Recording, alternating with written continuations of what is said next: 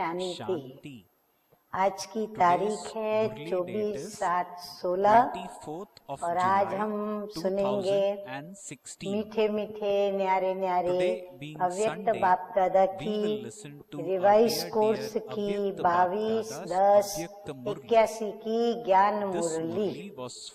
और आज की ज्ञान मुरली का शीर्षक है सदा दाता के बच्चे दाता बनो।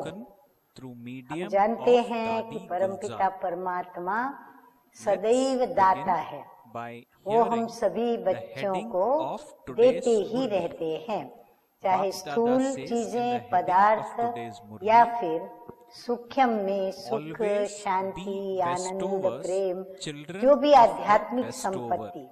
वरदान कहो तो वरदान भी देते रहते, खजाने कहो तो ज्ञान शक्ति गुण उनके खजाने भी देते, तो वो दाता है।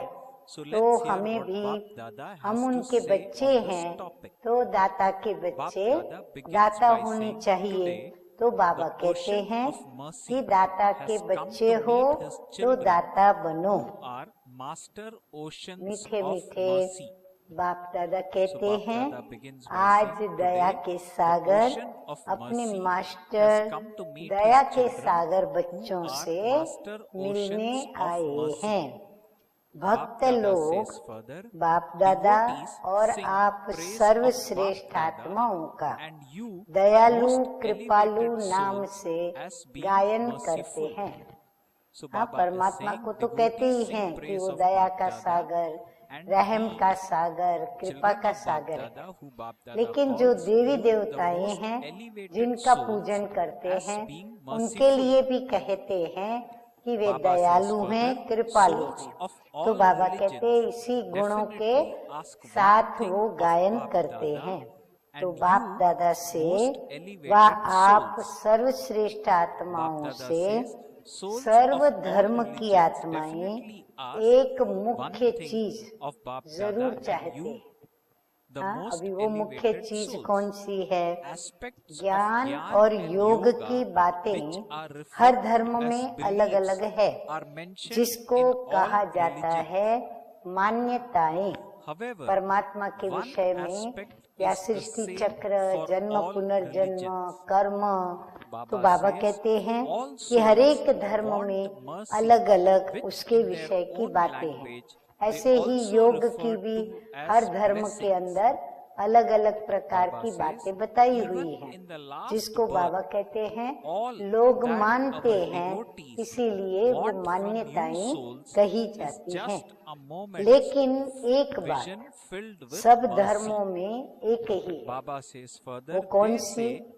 सर्व आत्माएं दया व कृपा, जिसको वे अपनी भाषा में ब्लेसिंग कहते हैं, ये सभी चाहते हैं। आशीर्वाद कृपा दया ये सभी चाहते हैं। तो आप सभी आत्माओं से अब लास्ट जन्म में भी आपके भक्त यही चाहते हैं कि जरा सी हम पर कृपा दृष्टि हो जाए। हाँ, वो भी यही चाहते हैं कि हम पर कृपा दृष्टि हो, जरा हमारे ऊपर भी दया कर लो। सर्व धर्मों की मूल निशानी क्या है? दया मानते हैं। हाँ, तो दया मूल धर्म है। अगर कोई भी धर्मी आत्मा दयालु नहीं वह दया दृष्टि वाला नहीं, तो उसको धर्मी नहीं मानते, क्योंकि धर्म के साथ दया जुड़ी हुई है। धर्म अर्थात दया। तो आज बाप दादा दयालु और कृपालु कहाँ तक बने हैं वो देख रहे हैं। तो बाप दादा बच्चों का देख रहे हैं कि बच्चे कितने दयालु बने हैं, कितने कृपालु बने हैं। आगे मीठे मीठे बाप दादा कहते हैं सभी ब्राह्मण आत्माएं अपने को आदि सनातन प्राचीन धर्म की आदि सनातन प्राचीन धर्म की श्रेष्ठ आत्मा अर्थात धर्मात्मा तो मानते ही हो। तो हे धर्मात्माएं, देखो बाबा में कैसे कैसे टाइटलों से नवाजते हैं। बाबा कहते हैं तो हे धर्मात्माएं, आप सबका पहला धर्म अर्थात धारणा है ही स्व के प्रति, ब्राह्मण परिवार के प्रति और विश्व की सर्व आत्माओं के प्रति दया भाव और कृपा दृष्टि। तो ब्राह्मणों का मूल धर्म क्या हो गया कि सारे विश्व के ऊपर, स्वयं के ऊपर और ब्राह्मण परिवार के ऊपर हमारी दया दृष्टि हो और दया का ही भाव हो। तो अपने आप से पूछो कि सदा दया की भावना और कृपा दृष्टि सर्व के प्रति रहती है या फिर नंबरवार रहती है। बाबा कहते हैं अपने को चेक करो, चार्ट देखो अपना कि सर्व के प्रति एक जैसा दया भाव और कृपा दृष्टि है या फिर नंबरवार है। दया भाव व कृपा दृष्टि किस पर करनी होती है? हाँ, कौन से पात्र पर दया दृष्टि व कृपा दृष्टि करनी होती है? तो बाबा कहते हैं कि जो कमजोर आत्मा है, अप्राप्त आत्मा है, हाँ, एक तो जो आत्मा कमजोर हो, अशक्त हो, सशक्त न हो, अप्राप्त आत्मा, उसको प्राप्तियां कम हो या न हो, बिल्कुल प्राप्तियों से वंचित हो, किसी न किसी बात के वशीभूत आत्मा हो, हाँ, चाहे व्यसनों से, विषय विकारों से या किसी भी स्वभाव या संस्कारों से वशीभूत आत्मा है। तो ऐसी आत्माएं दया व कृपा की इच्छा रखती हैं। वह उनकी इच्छा न भी हो तो आप दाता के बच्चे उन आत्माओं को शुभ इच्छा से देने वाले हो। बाबा कहते हैं वो आत्माएं लेने की भावना में रहती हैं कि वो सशक्त बन जाए, उनके ऊपर दया दृष्टि हो जाए, उनको प्राप्ति हो जाए और वो जिस भी बंधन में जकड़ी हुई है वो उस बंधन से दया दृष्टि और कृपा दृष्टि से मुक्त हो जाए। तो बाबा कहते हैं कि चलो कोई मांगे भी तो उनको दे दिया, पर न भी मांगे तो भी बाबा कहते हैं आप उनको परख शक्ति के द्वारा पहचान कर अपने आप उनके ऊपर शुभ इच्छाओं का आप शुभ भाव दो, कृपा दृष्टि रखो। सारे दिन में जिन भी आत्माओं के संपर्क में आते हो, चाहे ज्ञानी चाहे अज्ञानी, सबके प्रति सदा यही दृष्टि रहती है व दूसरी भी दृष्टि रहती है।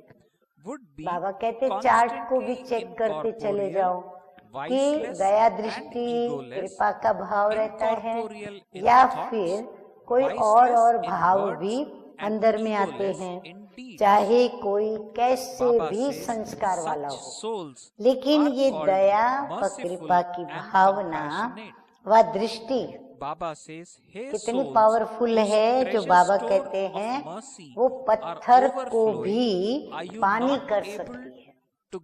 ये दो भावनाएं ऐसी भावनाएं हैं कि कैसा भी पत्थर जैसा जड़ हो, पत्थर जैसा सख्त हो, उसे भी वो मोम कर सकती है या उसको पानी कर सकती है।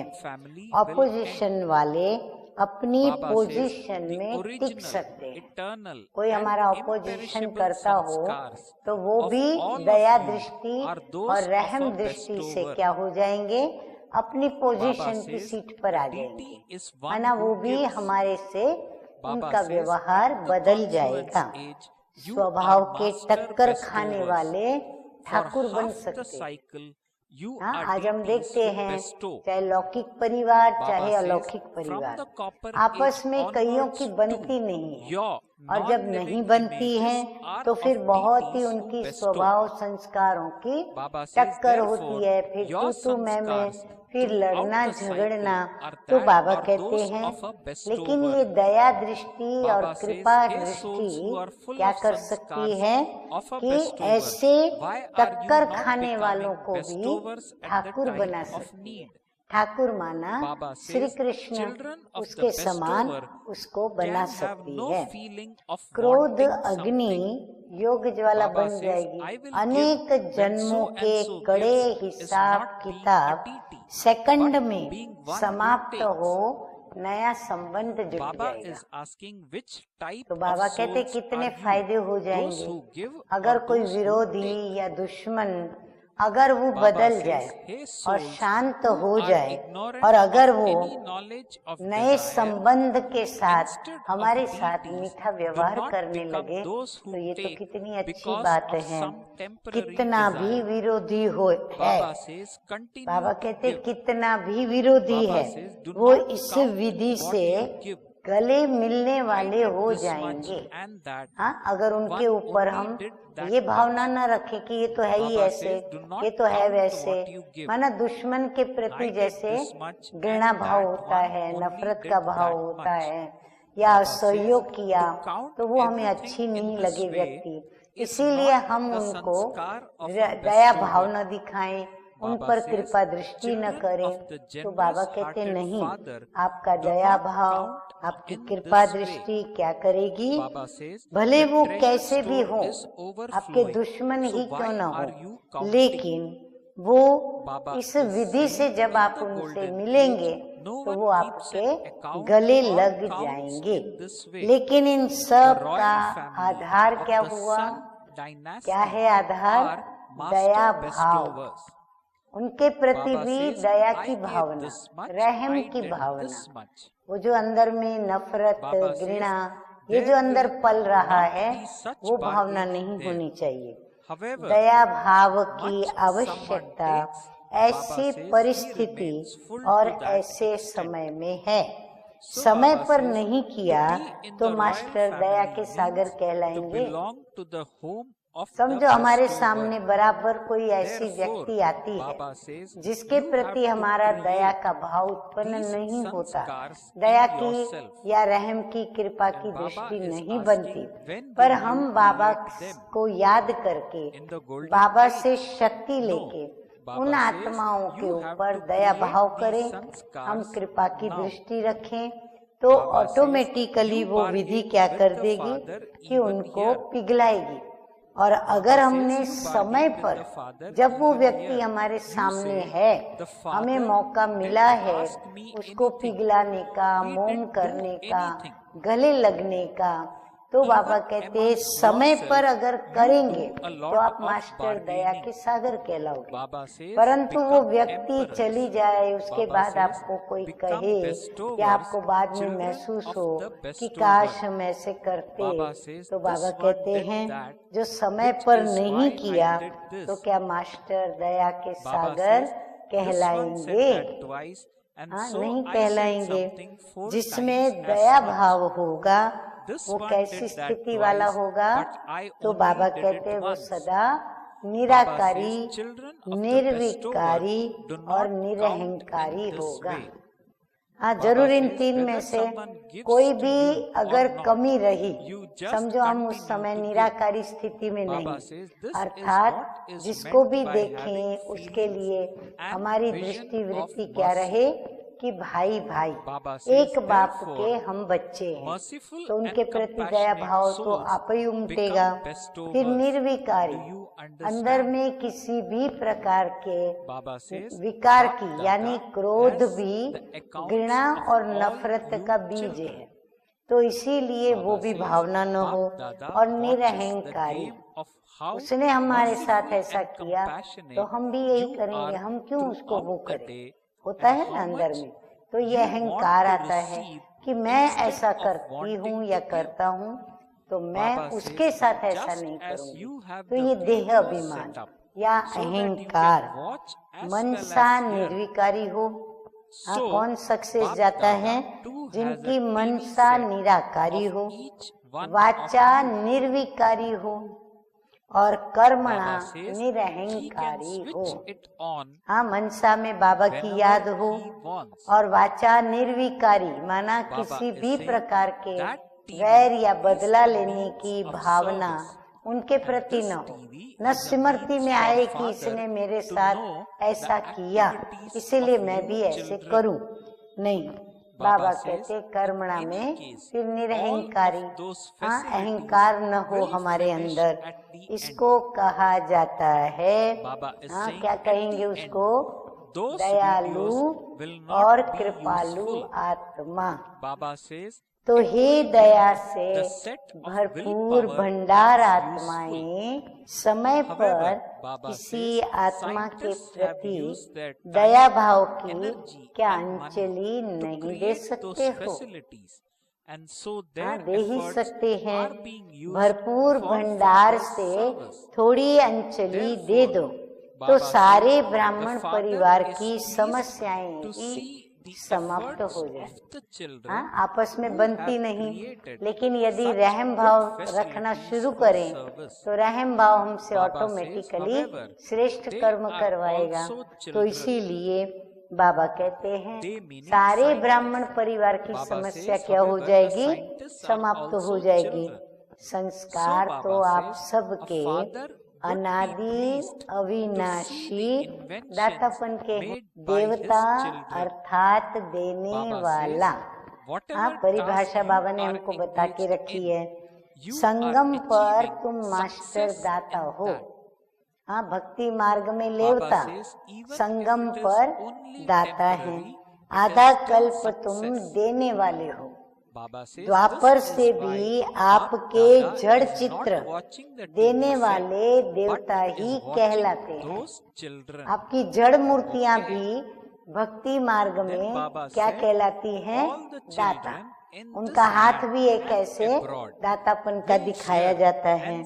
तो सारे कल्प के संस्कार दातापन के हैं। ऐसे दातापन के संस्कार वाली हे संपन्न आत्माएं, हाँ, सब टाइटल हम याद रखें कि बाबा हमको क्या क्या टाइटल देते जा रहे हैं।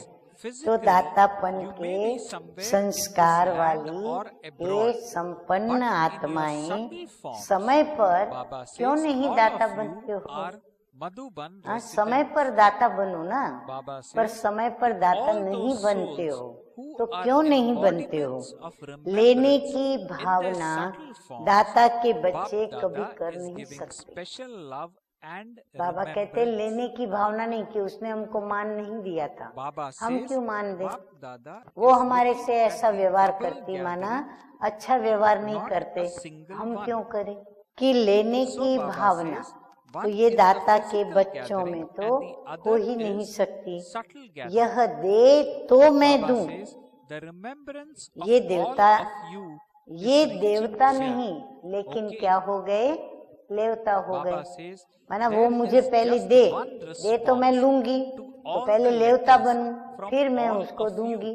तो पहले वो मुझे दे, फिर मैं उसको दूं। तो ये देवता नहीं, लेकिन लेवता हो गए। तो कौन सी आत्माएं हो, देवता या लेवता?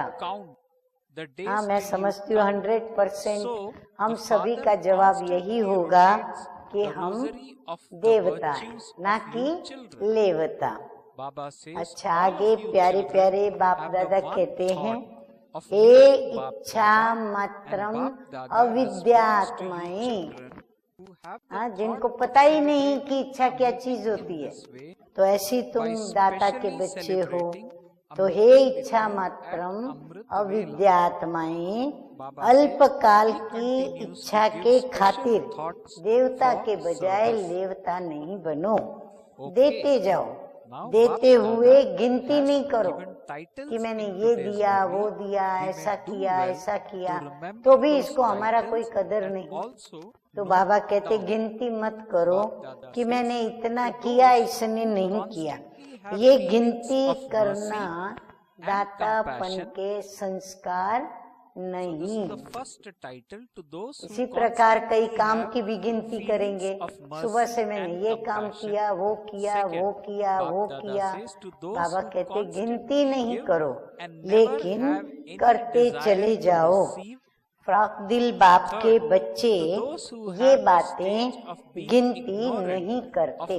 हाँ, विशाल हृदय वाले दाता के बच्चे ये गिनती नहीं कर सकते। भंडारे भरपूर हैं, गिनती क्यों करते हो? गिनती करते हो माना आपका भंडारा भरपूर नहीं है। जब भंडारा भरपूर है तो छूटने का तो डर ही नहीं है। सतयुग में भी कोई हिसाब किताब गिनती नहीं रखते। हाँ, बाबा कहते सतयुग में ये अकाउंट नहीं होगा, सीए नहीं होंगे। हाँ, ये सब हिसाब किताब वहाँ नहीं रखते, गिनती नहीं करनी पड़ती। रॉयल फैमिली राज्यवंशी मास्टर दाता होते हैं। वहाँ तो सब रॉयल फैमिलीज होती हैं और सभी बाबा कहते हैं राज्यवंशी यानी सूर्यवंशी मास्टर दाता होते हैं। वहाँ ये सब सौदेबाजी नहीं होगी। हाँ, ये सौदा हुआ ना, अगर ये मुझे मान दे तो मैं मान लूं, ये मेरा कहना माने तो मैं कहना मानूं, मैंने इसके लिए ऐसा किया तो वो भी ऐसे करे। तो ये बाबा कहते हैं सौदेबाजी वो वहाँ सतयुग में नहीं होगी। इतना दिया, इतना किया, अरे जो जितना ले उतना वो भरपूर बन जाए। हाँ, गिनती क्या कराना, लेते जाओ, भरपूर होते जाओ और फिर भरपूर होते हो तो देते भी जाओ। राज्यवंश अर्थात दाता का घर। हाँ, बाबा ने आगे कहा राज्यवंशी मास्टर दाता होते हैं। तो बाबा कहते राज्यवंश अर्थात दाता का घर। तो ये संस्कार भरने के हैं। हाँ, तो बाबा भी होमवर्क दे दिया हम बच्चों को कि हम क्या पुरुषार्थ करेंगे। तो पुरुषार्थ यही करना है कि हम दाता के बच्चे हैं, तो हमें अपने अंदर दातापन के संस्कार भरने हैं। तो ये संस्कार कहाँ भरने हैं? अब प्रश्न ये उठता है कि ये संस्कार कहाँ भरने हैं? क्या सतयुग में भरेंगे? नहीं, सतयुग में तो हम बिल्कुल रेडी होकर के जाएंगे। तो अभी से ही भरने हैं ना। संगम युग पर हमें ये भरने हैं, तो क्यों नहीं हम अभी से ही भरना शुरू करें। यहाँ भी बाप से सौदेबाजी करते हैं। बाबा कहते हैं यहाँ भी बच्चे क्या करते हैं, वो जो आदत पड़ी है ना भक्ति मार्ग की, फिर यहाँ भी बाबा से सौदेबाजी करते हैं कि बाप ने हमको पूछा नहीं, बाप ने हमसे किया नहीं, और आपस में तो सौदेबाजी बहुत ही करते हैं। बाबा से तो करते ही हैं कि बाबा ने कहा, मेरे को बोला ने पूछा, पूछते तो मैं बताता, तो शब्द सौदे की निशानी। तो बाबा कहते हैं आपस में भी सौदेबाजी बच्चे बहुत करते हैं। अरे शहनशाह बनो। हाँ, बाबा कहते शाहों के शाह के आप बच्चे हो, शहनशाह बनो। दाता के बच्चे दाता बनो। इसने किया तब मैंने ये किया, इसने 2 कहा तब मैंने 4 कहा, इसने 2 बार कहा वा किया, फिर भी मैंने सामने 1 बार ही किया। ये हिसाब किताब दाता के बच्चे कर नहीं सकते। हाँ, इतनी छोटी दिल बाबा के बच्चों की नहीं हो सकती। कोई आपको दे न दे, चाहे उनकी तरफ से आपको कुछ मिले या न मिले, लेकिन आप देते जाओ। आप उनमें रुको मत। उसके स्वभाव संस्कार की परिस्थितियाँ, विघ्न या परीक्षाओं को देख के आप रुको मत। इसको कहा जाता है दया भाव व कृपा दृष्टि। तो हे दयालु कृपालु आत्माएं, देने वाले बनो। समझा? लेने वाले नहीं, देने वाले बने। बाप दादा के पास सब बच्चों के खाते हैं। बैंक में अकाउंट खोलते हैं ना, खाता। तो ये बाप दादा कहते हैं कि बाप दादा के पास सब बच्चों के खाते हैं बैंक में जैसे। सारे दिन में कितना समय दयालु व कृपालु बनते हैं और कितना समय देने की भावना के बजाय लेने की भावना रखते हैं। ये सारे दिन की लीला बाप दादा भी देख रहे हैं।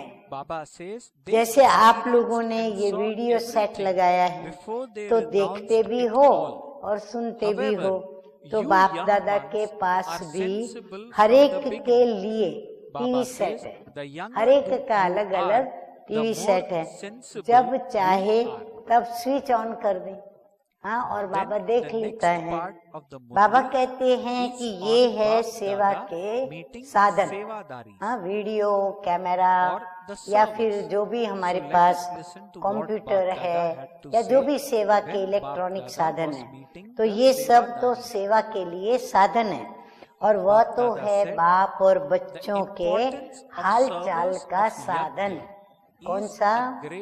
हाँ, जिसमें बाबा ने हम बच्चों से रूह रिहान की कि कैसे तुम बच्चों को दाता का बच्चा बनना है, दयालु बनना है, कृपालु बनना है। तो ये रूह रिहान हुई। वैसे तो अंत में ये सब साधन समाप्त हो जाएंगे। ये वीडियो भी न काम में नहीं आएगा। बाबा कहते वीडियो भी नहीं काम में आएगा, लेकिन विल पावर का सेट काम में आएगा। टीवी सेट भी काम में नहीं आएगा, लेकिन ये जो विल पावर हम अथॉरिटी भरते हैं जो अपने अंदर कि मैं दयालु हूँ, मास्टर दया का सागर, मास्टर कृपा का सागर हूँ, ये विल पावर हमारा काम में आएगा। लेकिन साइंस वाले बच्चों ने तो इतना समय, एनर्जी, समय और मनी खर्च करके ये सारे साधन बनाए हैं। लेकिन साइंस वाले जो बाबा के बच्चे हैं, उन्होंने कितना समय देकर और ये समय, एनर्जी और मनी खर्च करके और ये साधन बनाए हैं। तो बच्चों की मेहनत बाप की सेवा में लग रही है। तो बाबा कहते हैं फिर बच्चों ने ये जो मेहनत की है, जैसे साइंस वालों ने मेहनत की तो सभी उसका उपयोग कर रहे हैं। तो बच्चों की मेहनत भी बाप की सेवा में लग रही है।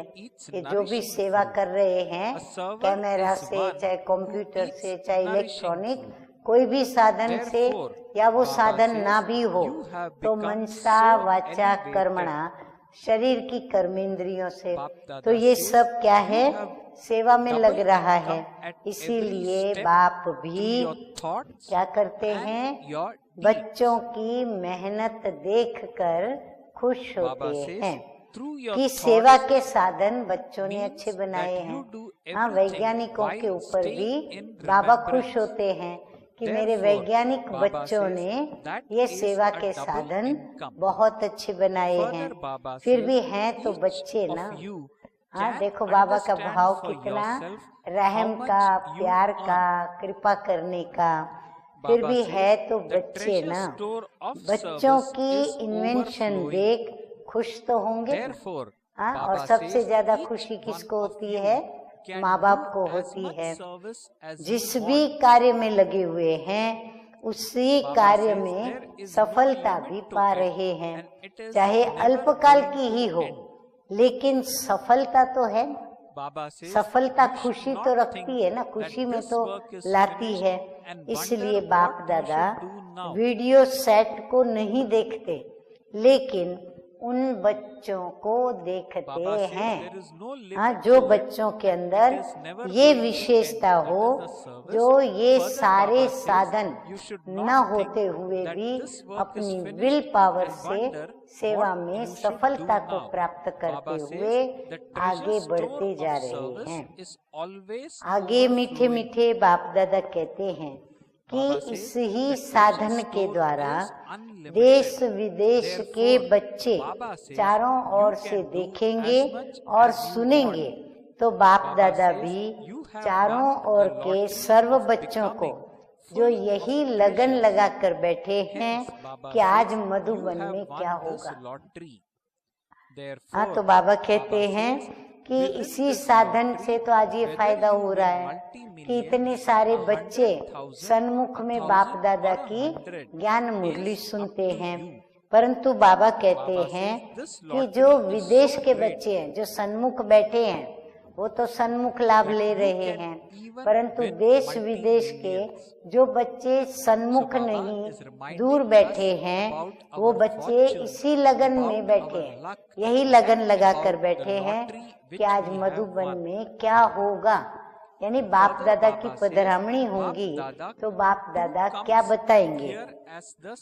शरीर से विदेश व देश में है, लेकिन आकार रूप द्वारा मधुबन निवासी हैं। बाबा कहते भले शरीर से सभी का विदेश और ये शरीर का लौकिक देश, लेकिन आकारी रूप द्वारा मधुबन निवासी हैं हम सभी।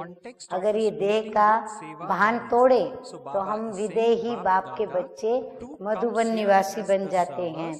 तो बाप दादा उन सभी आकारी याद स्वरूप आत्माओं को विशेष याद प्यार दे रहे हैं। बाप दादा डबल सभा देखते हैं, हाँ, सिंगल सभा नहीं देखते।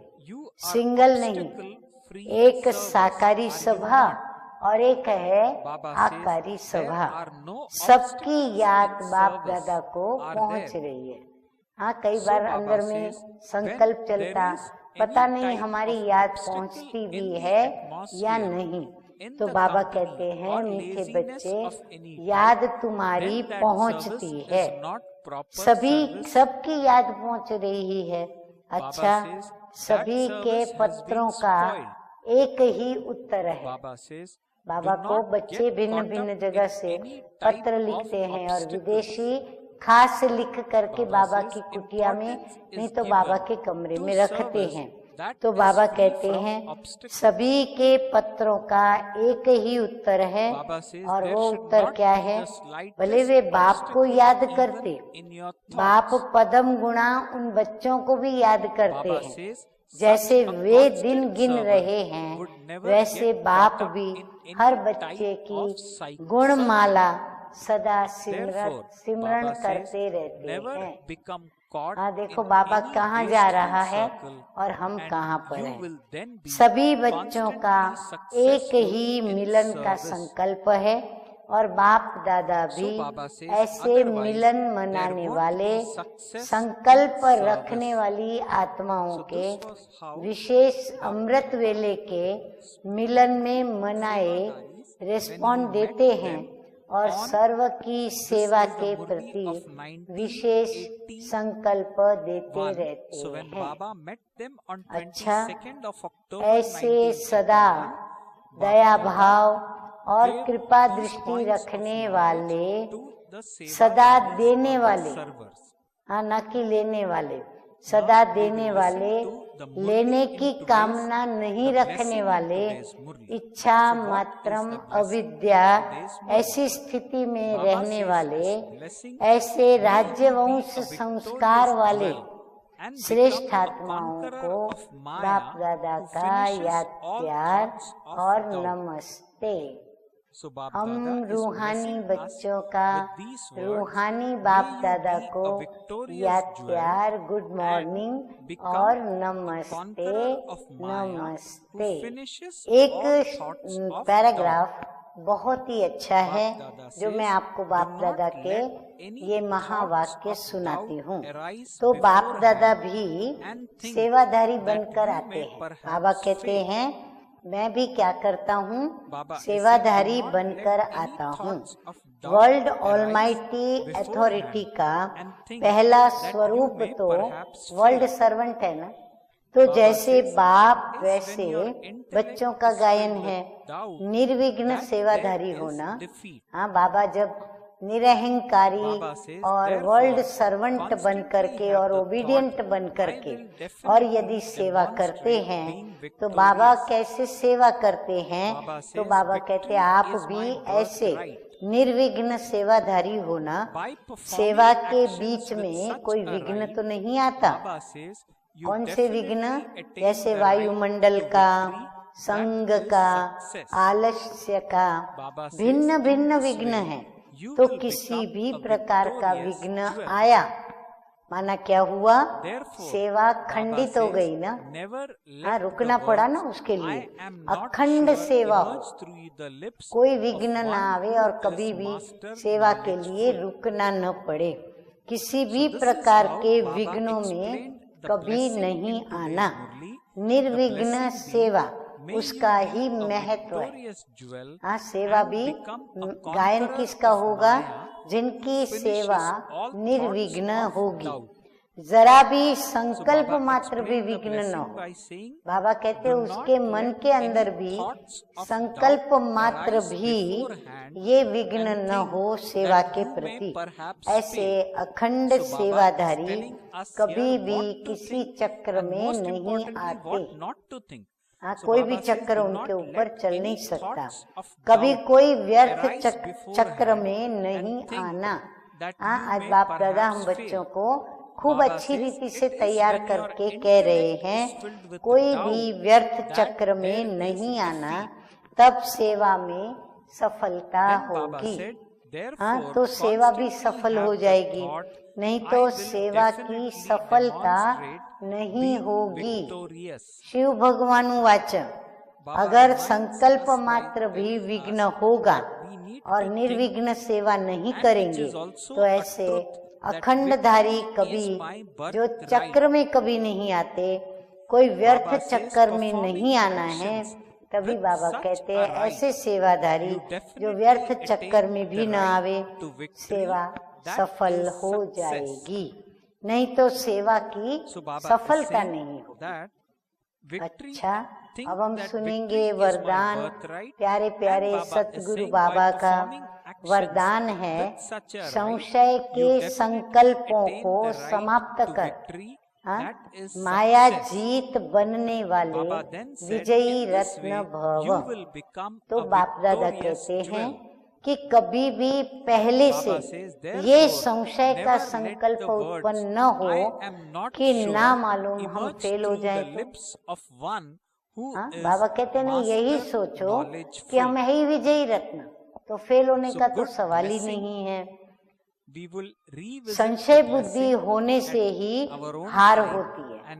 बाबा कहते हैं वो विजयी हो सकते हैं, परंतु संशय बुद्धि उनको क्या करा देती है? उनको हार खिला देती है। इसलिए सदा यही संकल्प हो कि हम विजय प्राप्त करके ही दिखाएंगे। विजय तो हमारा जन्म सिद्ध अधिकार है। ऐसे अधिकारी बन करके कर्म करने से विजय अर्थात सफलता का अधिकार अवश्य प्राप्त होता है। इसी से विजयी रत्न भी बन जाएंगे। इसलिए क्या करना पड़े? मास्टर नॉलेजफुल के मुख से बाबा कहते हैं इतना ज्ञान रखो अपने पास जो दाता ने दिया है, ज्ञान के सागर ने जो हमको नॉलेज दी है, जिसके आधार पर हम मास्टर नॉलेजफुल कहलाते हैं। परंतु ऐसे नॉलेजफुल के मुख से ना मालूम शब्द तो कभी निकलना ही नहीं चाहिए। कोई भी बात उनको पूछी जाए परमात्मा के विषय में, आत्मा के विषय में, सृष्टि चक्र के विषय में, विघ्न या समस्याओं को कैसे हटाएं, कैसे मिटाएं, उसके ही संबंध में, तो बाबा कहते हैं कि नॉलेजफुल के मुख में क्या होगा मुझे पता है। और फिर वो हमें कैसे शक्ति प्राप्त करके विजयी बनना वो सिखलाएंगे। अच्छा स्लोगन है आज का, रहम की भावना सहज ही निमित्त भाव इमर्ज कर देती है। हाँ, रहम की भावना क्या करती है, हमें सहज ही निमित्त भाव में हमें इमर्ज कर देती है। अर्थात हमें याद आ जाता है कि करण करावनहार करा रहा है, मैं तो सिर्फ बीच में एक इंस्ट्रूमेंट हूँ। तो बाबा कहते हैं वो निमित्त भाव में हमें ला देती है। नेचुरली जब मैं बाबा का बच्चा हूँ तो मोह पैदा होता है, फिर मैं बाबा के विघ्न परीक्षाएं जो भी मेरे सामने आती हैं, मैं उसमें सफल नहीं हो पाती हूँ। कारण क्या कि वो जो मेरा स्वमान, वो मेरा रूहानी बाप के साथ का स्नेह रूहानी और संबंध भी नूरानी, तो ये मेरे अंदर प्रवेश कर लेता है। रहम की भावना गुम हो जाती है और सहज ही हमारा निमित्त भाव जो है वो मर्ज हो जाता है। तो बाबा कहते हैं रहम की भावना रखेंगे तो निमित्त भाव स्वतः ही इमर्ज हो जाएगा। अच्छा, ओम शांति।